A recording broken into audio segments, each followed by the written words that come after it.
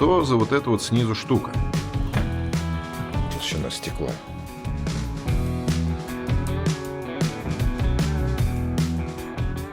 Всех приветствую. Сегодня опять снимаем в музее гаража особого назначения.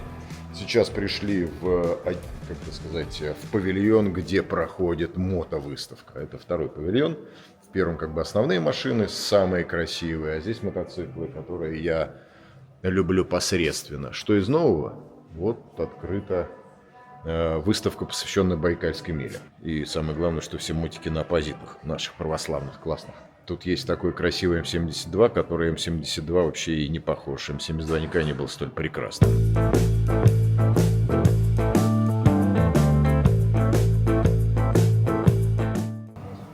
Двойка. Бонни 3В. Как вам шипованная резина из саморезов? Дешево и сердито. Идеальный вариант.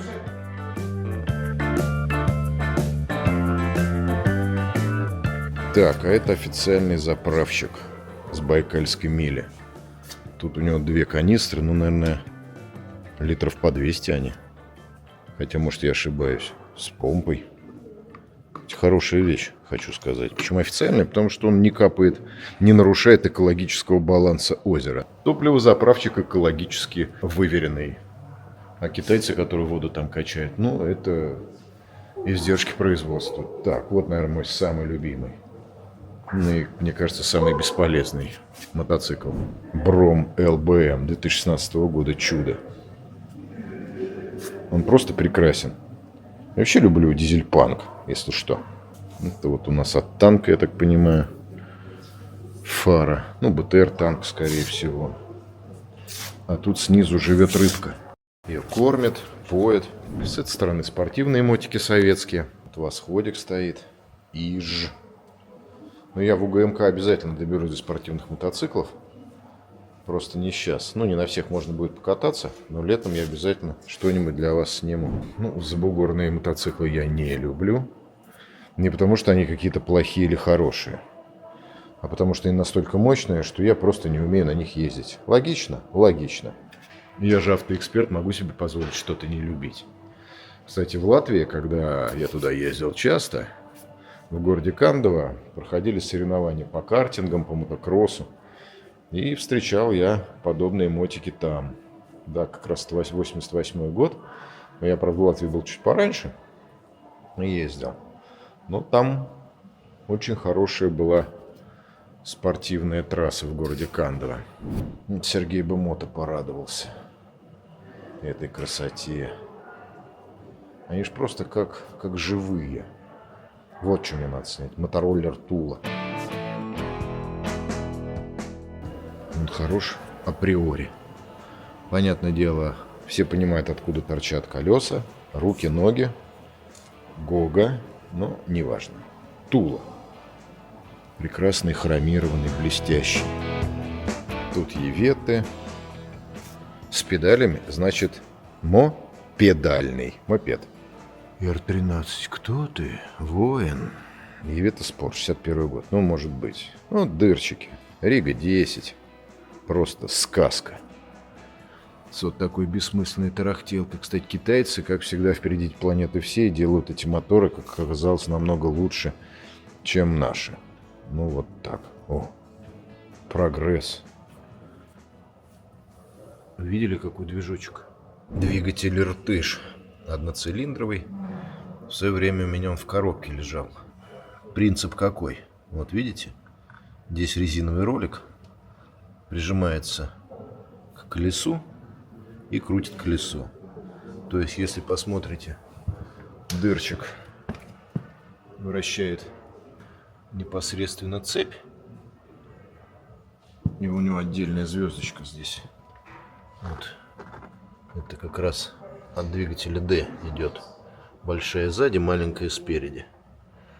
То Иртыш совершенно по другой схеме работает. И это круто. Здесь бачок висит между крылом и рамой. Бензокраник. А это я не знаю, что это такое.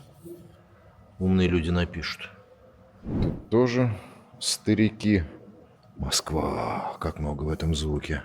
Хотел все время собрать такой мотоцикл, но не хватило у меня ни денег, ни терпения. МЗ. МЗ всегда чем прекрасны были. Смотрите, какие изящные моторы. Они, естественно, отсылочка к BMW такая прикольная. Вот. Но при этом очень красиво оформлены крышки. Сама, как это сказать, графика мотора красивая. И вот BMW. Для понимания, то есть очень похоже. Ну, понятное дело, опять же, почему похоже. И карданный привод. В любом случае, старые мотоциклы, они как произведение искусства, в котором я разбираюсь. Ну, в смысле, я не в мотоциклах разбираюсь, а в произведениях искусства. Наши электромотики кортежные обещали мне на Мерлоне дать поездить, но пока, как говорится, обещанного 3 года ждут. Это тоже прототипы. Тут можно посмотреть. Это зимний вариант. Здесь дополнительные аккумы, чтобы он не промерз. Чтобы вы поняли, насколько гигантский хранитель электроэнергии стоит. Сейчас пойдем в основное здание. И там еще полазеем. Так, вот мне тут рассказали про спидвейные мотоциклы. Смотрите, какие шипы. И почему они все на одну сторону. Вот видите? По сути, на одну сторону. Потому что мотоцикл едет на боку против часовой стрелки. И ему нет смысла цепляться всей плоскостью. А еще Михаил сказал, что с левой стороны на мотоцикле ничего нету, потому что мотоциклист упирается ногой. Правильно? Колено. Ну, колено.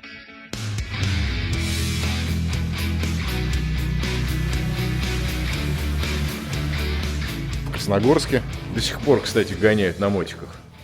Если мне память не изменяет. Гоняют же, да, на мотиках? И при этом это же все Явы и советские мотики там ездят до сих пор. Так, кто знает, пишите. А это машины, до которых я пока не добрался. Это же Владимир Владимирович на них ездил? Дмитрий Анатольевич и Владимир Владимирович. Идеально. Ну, когда-нибудь я тоже вам про них расскажу. Но это же машины, которые до сих пор стоят на боевом дежурстве. Окутанные некой секретностью. Но самое интересное, господа, это я вам сейчас вот тоже, вот я научился же пользоваться ей. Оп. Вот это вот Гелендваген. На этом Гелендвагене Борис Николаевич Ельцин ездил на охоту, правильно? В Завидово. Он не просто Гелендваген. Он очень хитрый Гелендваген. А его хитрости вам подсказывают, например, вот эти вот порожки. Я не знаю, как подлокотники на окнах. Но тоже пока я про него вам ничего рассказывать не буду, потому что нужно получить благословение в гараже своего назначения. ФСО. ФСО надо получить благословение. Ну, надеюсь, справимся с этим. Броневик. А дверь открывается? Вся полностью? А он на дежурстве или не на дежурстве? Ну, тут можно оценить по толщине стекол хотя бы. Не знаю, конечно, ничего не видно. Но стеклышки... Хотя нет, вот видно в профиль толщину стекла. Броневик. А как мы знаем, все броневики – это капсулы. То есть центральная часть салона – это такая непоражаемая крепость. Ну вот она, толщина стекла. 1, 2, 3, 4, 5, 6, 6 слоев. Этот зал тоже мной очень любим. Как ты там говорил, культурная ценность? Культурные ценности Делано. особого значения. Делане Белевиль.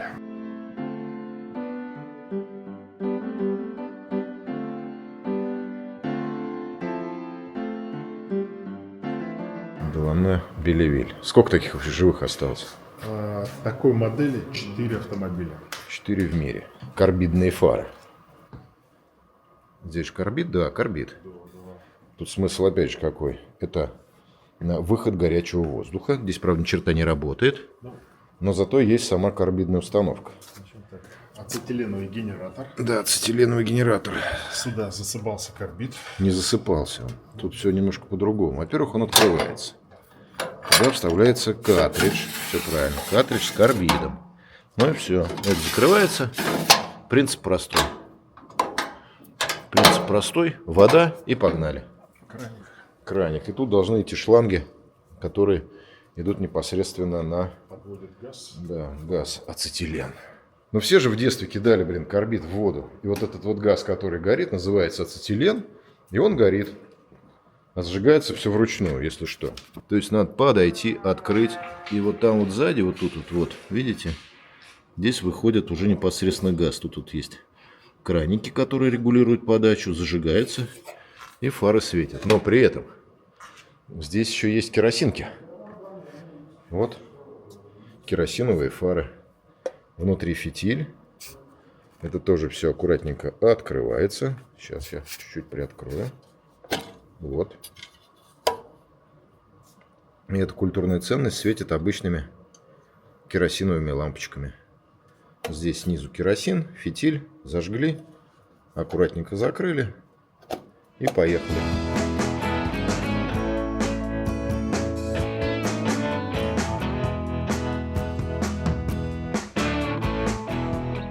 Мотор покажу.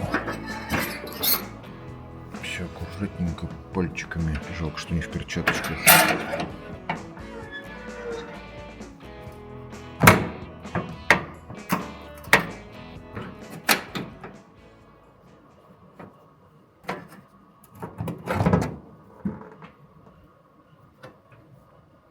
Такая вот бронзовая прекрасная вещь.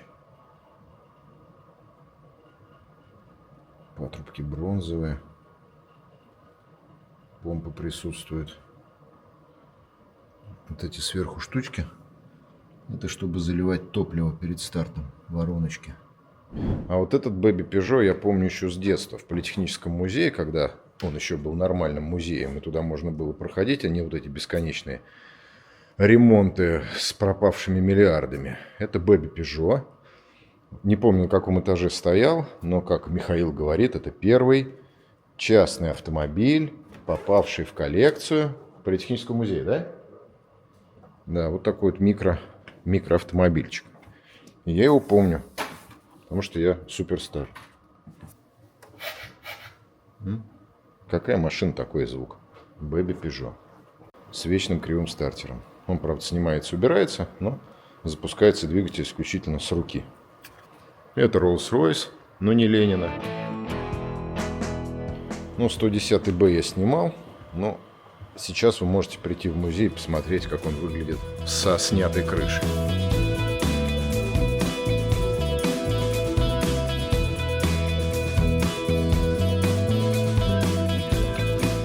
Так вот это все выглядит. Красиво. Как-то даже не по-настоящему красиво. Вот с этим автомобилем я все никак не могу его снять. 111D кабриолет. Сценарий написан, проездки сняты. А машина, увы, пока не получается ее снять. Ну, снимем. Да, Михаил, снимем? Снимем. Красный салон. А? Это Великая Атлантида. Клавиша переключения передач. Ох, запахи, кожа, краска. Поручень, чтобы встать в уровень со страной.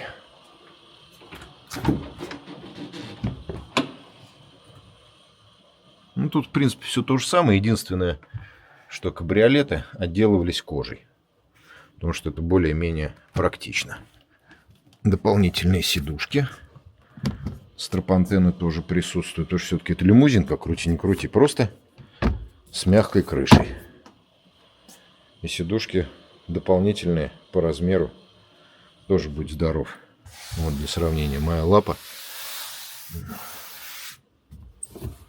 Все продумано. 4 стеклоподъемника. Хром. 200 км в час.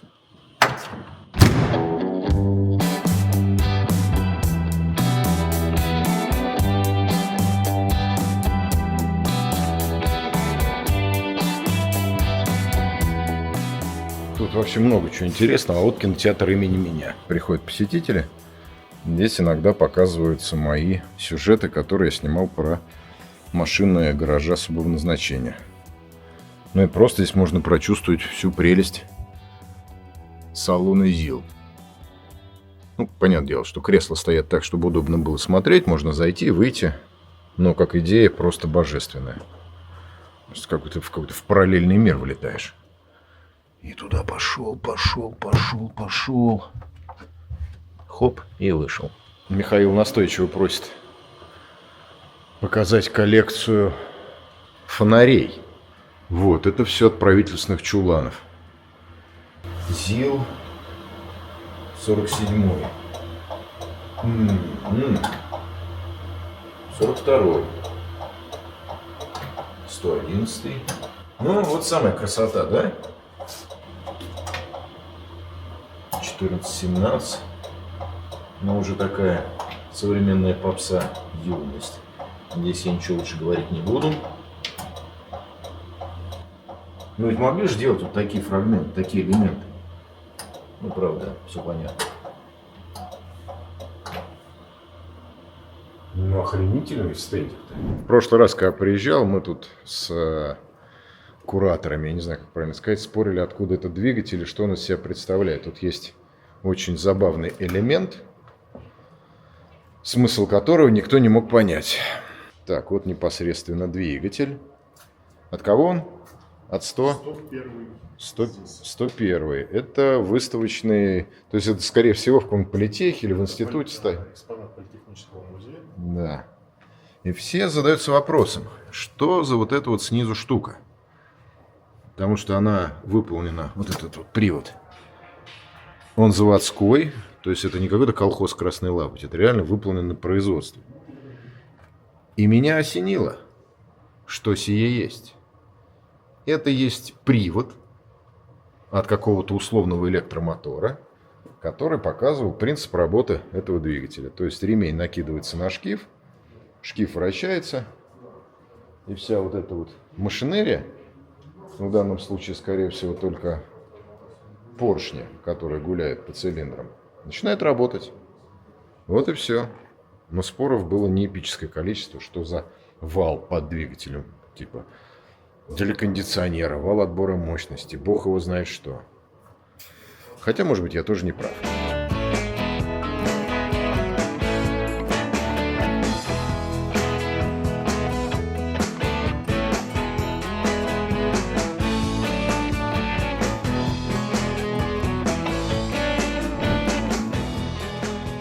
Так, тут есть, кстати, интересная история. Так, смотрите, это намишенные макеты. Ну, это, понятное дело, аурусы. А вот эти макеты — это Маруси. Раз Маруся. Два Маруся. А вот это макет, никогда не догадаетесь, это Русабал, тоже намишенная история.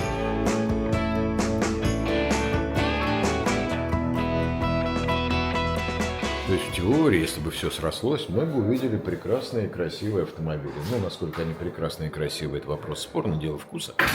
Но, по крайней мере, попытка была потратить несколько миллиардов денег. Собрался уходить, и меня затянули в закрома музея Гона показать кое-что удивительное. И сейчас я вам покажу. Это президентский штандарт.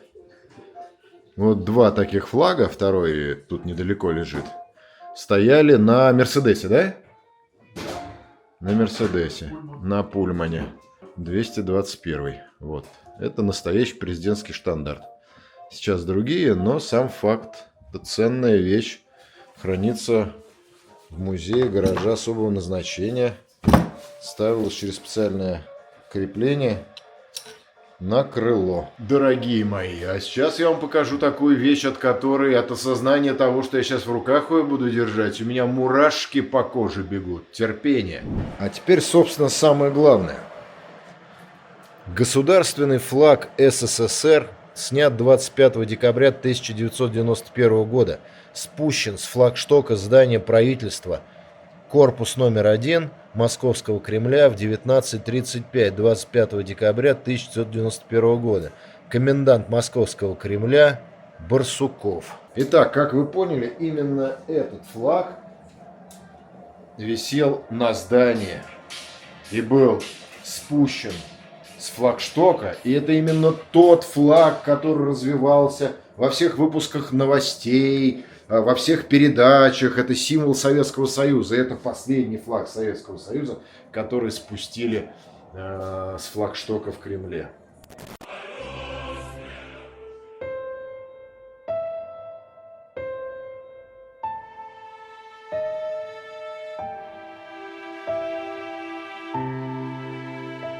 Я вот сильно переживаю, потому что я помню этот момент, как сейчас, когда именно это красное полотнище длиной, между прочим, 6 метров на 2 опускали. И вот именно в этот момент я прочувствовал, что Родина моя приказала долго жить. И там все переломилось, все перевернулось, мы все загрустили. Вот на этой прекрасной ноте я с вами прощаюсь. Прощаюсь с вами. Музей гаража особого назначения сейчас меня напоит чаем, и я погоню дальше работать. Всем вам православного нашего до свидания. Храни вас Бог.